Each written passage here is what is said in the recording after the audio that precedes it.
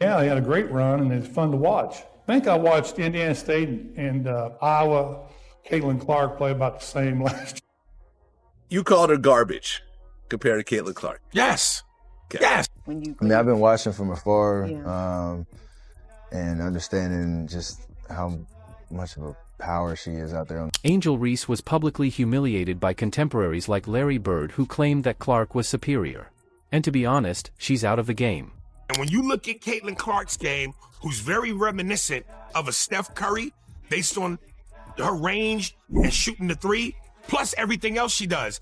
And then you look at Angel Reese, stop it. He has openly commended Caitlin Clark, demonstrating that this rookie and Ree are not comparable. Ree really has to catch up and realize her current situation. He did it in practice, so I don't think you can ever get a better teammate than that. We didn't anticipate Larry Bird's recent, possibly the most brutal, public roast of Angel Reese. Indeed, Mr. Cool, the legendary Celtics player, went out there and essentially said Caitlin. Like the NBA Finals buzzer, Twitter erupted when Clark, the superior player, was announced. People are behaving as though Angel Ree was just banned from the basketball throne for life. The collective jaw of the sports world fell to the ground and hasn't yet recovered. Who would have guessed that Larry Bird still had so much juice? Furthermore, why is everyone acting as like it's not the ultimate clapback? The cool part is the way that she plays and her range and the level of difficulty on her shot. Then, like the greatest hype guy, Steph Curry enters the picture. Clark's signature smooth technique makes him superior to Reese's proclamation when backing up Bird's. Steph is gushing about Clark's shooting range as if she has a secret code that allows her to make three-pointers from locations Curry can only imagine. Floor games, she's racking up, close to triple doubles every night, and her shooting ability is. And Clark is doing more than simply throwing up shots. She is stacking triple doubles as if it were a lighthearted pastime. Watching Clark is must-see TV, Steph essentially said, which is a polite way of saying, Ree, you're playing second fiddle. Curry's endorsement goes beyond a simple nod. It's evident that the large dogs know who's in charge here because of the enthusiastic standing ovation.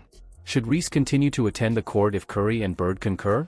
As polished as that, and so it's must-see TV. And I love what it is done for women's basketball in terms of. Clark is at the top of his game. It's changing the rules for basketball.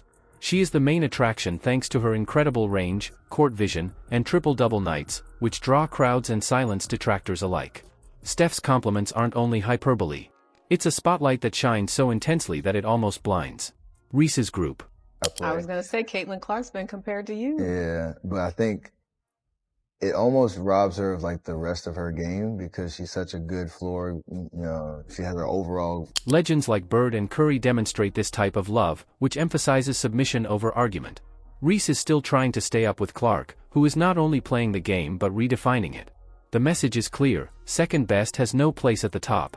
How long before Reese simply bows out in shame and acknowledges that Clark is the rightful heir? ML Clark. I never thought you could ever have a better teammate than ML because he was the guy that would tell you if you wasn't practicing hard, if you wasn't. The humiliation of Larry Bird is about respect, not simply numbers. Bird's is renowned for appreciating hard work and hustle, and Clark perfectly exemplifies it. Given Clark's tenacity, which makes triple-double seem effortless, his remarks that the best teammates are those who work hard and never give up might as well be directed at him. Bird isn't merely implying that Clark is superior by casting such harsh criticism. He claims that Clark is the whole thing. Can Reese truly have the same work ethic that Bird finds admirable?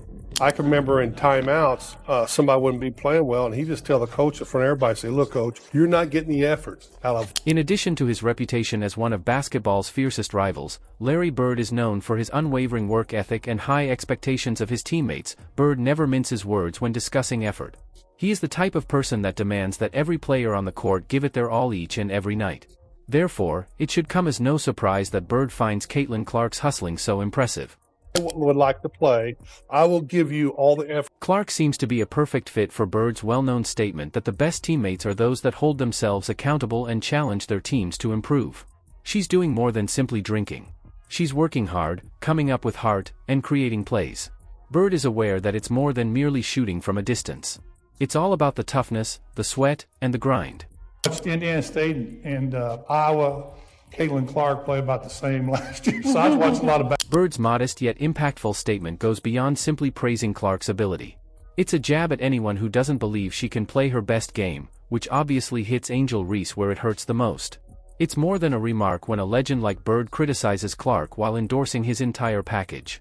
One cannot overlook this challenge. Given that Bird's regard is obviously elsewhere, how long can Angel Reese maintain her composure? Teammates, some of her teammates have animosity towards her. Yeah. Like when she got knocked down, did you see the young lady come? She didn't run to her rescue. She walked over there and... Tim Hardaway didn't hesitate and stepped directly into the Firebird illuminated. Hardaway's opinion wasn't merely a remark. The tension that was festering behind the scenes was brought to light. Hardaway claims that Reese's own teammates are jealous of Clark, and it's a really nasty envy. This young lady, only thing she's doing, like you said, is out here. She's playing the game of basketball, and she's having fun doing it. And the media has put her on this pedestal that other people can't. There are now more than just two players on the court in this scenario. It concerns a camp where some of the players appear incapable of managing Clark's burgeoning fame. Clark is referred to by Hardaway as the adult superstar in the room since she maintains her composure despite the minor drama going on around her. To me, it's just hatred towards this young lady. His remarks make it abundantly evident that Clark is outperforming her competitors in every aspect, not just outplaying them. Then comes the most important call to action. The entire basketball community will no longer respect Reese's team if they don't figure out how to keep their star safe. This goes beyond simple loyalty. In a world where respect is gained by more than simply talent, it's about surviving. Will Reese's team support their star or will envy hurt their chances?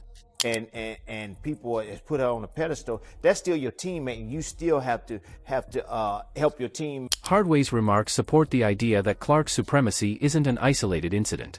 It indicates a shift in power. The reality is obvious to those who are paying attention, even though some people may still harbor old allegiances or would rather minimize Clark's skills. Clark is respected for his ability, composure, and unwavering work ethic. You don't mess with her. Other people. Yeah, you got to protect. Bird's subtle gestures are amplified by Hardaway's scathing remarks, which lead the basketball greats to agree that Clark is more than simply a better player on paper. She is superior in every way. This presents more than just an improvement challenge for Ree and her followers. It serves as a signal that attention is changing and that ignoring it will only lead to further scrutiny. It's difficult to accept, but you can tell the game has changed when the best basketball voices begin to take sides. Will Clark's popularity continue to rise unchecked, or will Reese's camp withstand the heat? You women out there, y'all petty, man.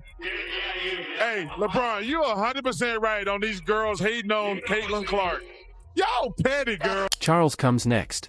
Barkley, who calls out all the trivial drama involving Clark and immediately doubles down on Bird's message. Barkley has a basic style. He finds the jealous noise that tries to pull Clark down unbearable. He scathingly mocks the petty females who are making fun of women's basketball, pointing out that Clark is the one who is giving it funding, recognition, and real progress. Listen, what she's accomplished, give her flowers. Stop being petty, all you women out. Barkley makes an obvious point. Quit complaining and begin to value Clark's contributions to the game. He tells them all that Clark is deserving of flowers.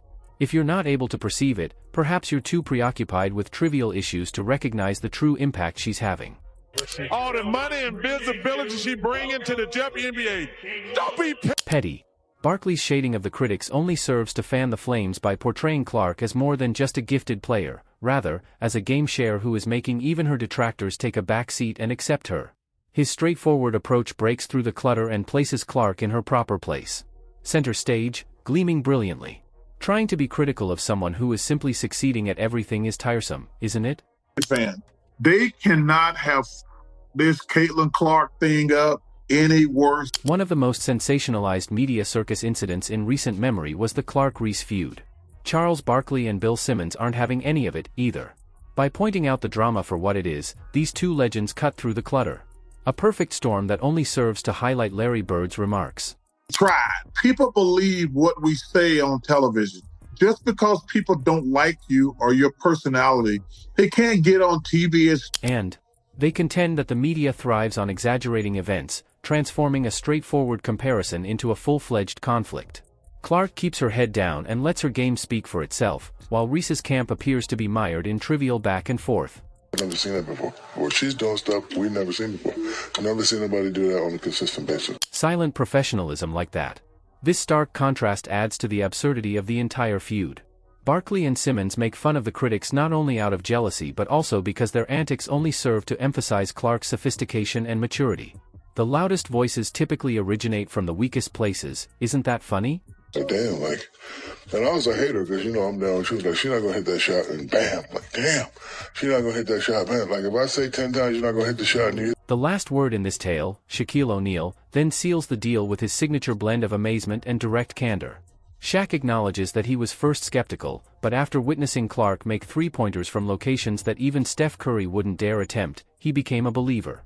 He treats her shooting range as like she were some sort of shooting deity, making Curry appear inexperienced.